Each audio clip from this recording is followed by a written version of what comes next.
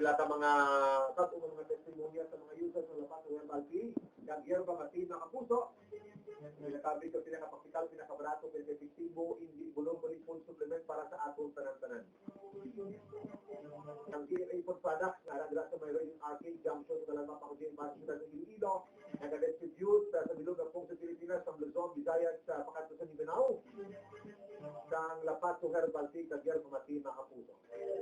At sa last portion, no, sa atong sining na komentaryo sa mga hapon, medyo temprano man pero kinahanglan sa makapuso ang maghatag sila isang sa kumbaga sa negosyo binamano. I mean, this could be the fight of the decade. This could be the greatest fight in the history of boxing. Ining away mga kapuso, no? Ikatatlo sining away ni Manny Pacquiao kag ni Juan Manuel Marquez mga kapuso sa Mexico. So Philippines versus Mexico ni. So subong hapon mga kapuso.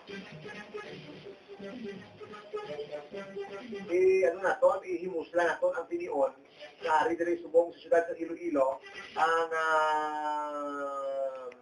icon para sining istoryahan tagabay ka man na eksperyensado ni sa mga puso kada buksi ni Pacquiao ari kini siya.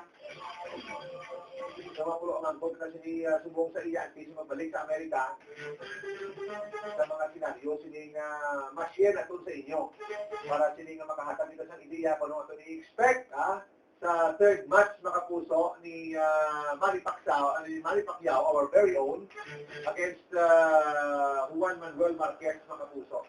So ina sa later portion ng atong programa sa hapon, kamo ini ang main menu. Ang atong sining programa sa karong adlaw sa August 9, 2011 mga puso. Okay? Abang antik ang tanan-tanan, no? Mamati ana kita sa bilang sini ka mga pag-o nga mga education and information. Ay kita nagabati nga ang insakto ng nutrisyon dapat himuon, hibaluon, kang palakdagon. Mga kapuso, mamati kita sa bago naman drama tulong sa iyo sa National Nutrition Council, katumbas ay biyaya and version sa Department of Health mga kapuso. Super Christopher Tevesa, take it away.